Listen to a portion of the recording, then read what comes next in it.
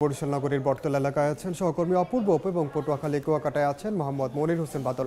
প্রথমে যাচ্ছে অপুর কাছে। মধ্যরাত থেকে বরিশালে বৃষ্টি হচ্ছে না, তার আগে টানা 3 দিন বরিশালে বৃষ্টিপাত হয়েছিল এবং বৈরী আবহাওয়ার কারণে বরিশাল শহরের বিভিন্ন এলাকার সড়ক পানিতে তলিয়েছিল। পানিতে সেই যে তলিয়েছিল, আজকে সকাল থেকে দেখতে পাচ্ছি যে বিভিন্ন জায়গায় পানি নামতে শুরু করেছে। তারপরও এখনো বিভিন্ন এলাকায় এই রকমটাই পানি আছে।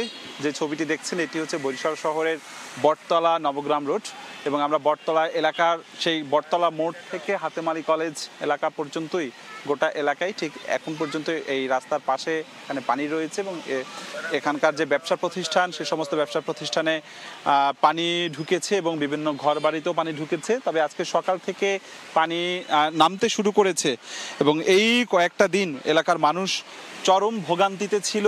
এবং এখানকার মানুষদের অভিযোগ, আওয়ামী লীগ সরকারের পানি সম্পদ প্রতিমন্ত্রী জাহিদ ফারুকের বাসা ঠিক এই পাশটাতেই, অথচ তিনি দুইবার এখানে পানি সম্পদ মন্ত্রণালয়ের দায়িত্বে ছিলেন, প্রতিমন্ত্রী হিসেবে দায়িত্ব পালন করেছেন, আর তার এলাকারই এমন করুণ দশা।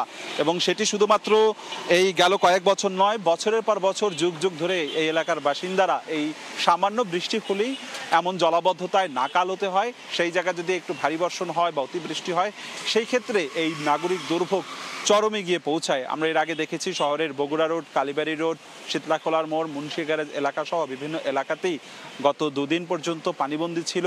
তবে সেই পানিবন্দী অবস্থা, সেই যে দৈন্যদশা তৈরি হয়েছে, সেটি কিছুটা এখন নামতে শুরু করেছে অন্যান্য এলাকায়, যদিও বা এই এলাকাটিতে, অর্থাৎ যে ছবিটি দেখছেন, আবারও বলছি যে এটি শহরের বটতলা নবগ্রাম রোড হাতেমালি কলেজ এলাকার আমরা ছবিটি দেখাচ্ছি। এই জায়গাটিতে এখনো রাস্তার পাশে কিংবা বিভিন্ন আশেপাশে যে অলি গলি রয়েছে সে সমস্ত অলিতে গলিতেও জলাবদ্ধতা তৈরি হয়েছে, এবং অনেকের বাসা বাড়িতেই পানি প্রবেশ করায় অনেকেই কিন্তু পানিবন্দী হয়ে পড়েছেন, এবং তারা এক ধরনের দৈন্যদশার মধ্যে থেকে কিন্তু আসলে যাচ্ছে।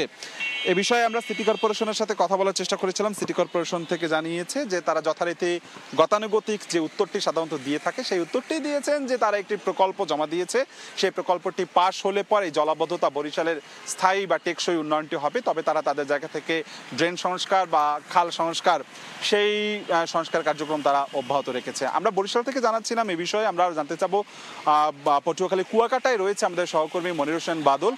মনিরের কাছ থেকে জানবো সেখানকার সাগরে যে উত্তাল অবস্থা সেই খবরাখবর।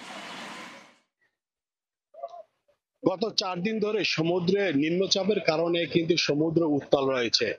আজও কিন্তু সকাল থেকে সমুদ্রে এই কুয়াকাটা সমুদ্র সৈকতে কিন্তু বড় বড় ঢেউ আছড়ে পড়েছে।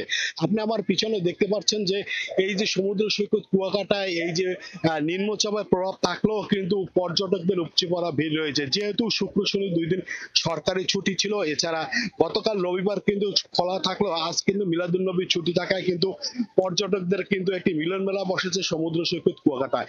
এখন বেলা 3টা বাজে, কিন্তু দুপুরে কিন্তু কিছুটা রৌদ্রোজ্জ্বল দেখা যাচ্ছে সমুদ্র সৈকত কুয়াকাটায়। ঢেউয়ের পরিমাণটা একটু কমছে যেহেতু এখন ভাটা রয়েছে। তবে সকালে যখন জ্বর হয়েছে বা আর কিছুক্ষণ পর পর জ্বর শুরু হবে, তখন কিন্তু এই যে চিরচেনা সমুদ্র সৈকত নিম্নচাপের যে প্রভাবটা আসলে সেটা উপলব্ধি করা যায়। কারণ সমুদ্র সৈকত কুয়াকাটায় যে ঢেউটা আপনি দেখতে পাচ্ছেন যে এতে কিন্তু আসলে মানুষের ভিতর কিন্তু আতঙ্ক রয়েছে কিছুটা। তবে পর্যটকদের সাথে এ বিষয়ে কথা বলেছি, পর্যটকরা বলছে যে আমরা কুয়াকাটায় ঘুরতে এসেছি। অবশ্যই কুয়াকাটার যে নিম্নচাপে থাকার কারণে কিন্তু আমরা এত সুন্দর সমুদ্র কুয়াকাটার যে সমুদ্রের যে চিরচেনা রূপটা সেটা আমরা উপলব্ধি করতে পারছি। এদিকে কিন্তু এই যে কুয়াকাটা টুরিস্ট পুলিশ রয়েছে, এই টুরিস্ট পুলিশ কিন্তু বারবার মাইকিং করছে যাতে কোনো পর্যটক যাতে সমুদ্রের ভিতর না নামে গোসল করে, কিন্তু আসলে পর্যটকরা আসলে কারো কথাই শুনছে না। পর্যটকরা তারা নামতেছে এবং গোসল করতেছে এবং আনন্দ উল্লাসে মেতে উঠতেছে। আপনি দেখতে পাচ্ছেন যে যেহেতু নিম্নচাপের প্রভাবটা একটু থাকলেও কিন্তু যে মাছ ধরার যে সমুদ্রগামী যে ট্রলার গুলো রয়েছে, এই ট্রলার গুলো কিন্তু ইতিমধ্যে কিন্তু সমুদ্রের তীরবর্তীতে থেকে কিন্তু মাছ ধরছে। আবার যারা গভীর সমুদ্রে মাছ ধরে তারা কিন্তু ইতিমধ্যে এখন কোথাও যায়নি, তারা কিন্তু মহিপুর আলিপুর যে মৎস্য অবতরণ কেন্দ্র রয়েছে এই মৎস্য অবতরণ কেন্দ্রে তারা অবস্থান নিয়েছে। আর আপনি এই যে সমুদ্র সৈকত কুয়াকাটা দেখতেছেন, এই বড় বড় ঢেউ কিন্তু আছড়ে পড়ার কারণে কিন্তু পর্যটকরা আনন্দ উল্লাসে কিন্তু তারা মেতে উঠেছে। এই ছিল আমার কাছে নিম্নচাপের সমুদ্র সৈকত কুয়াকাটা থেকে সর্বশেষ খবর। সরাসরি যুক্ত ছিলাম বরিশাল এবং পটুয়া।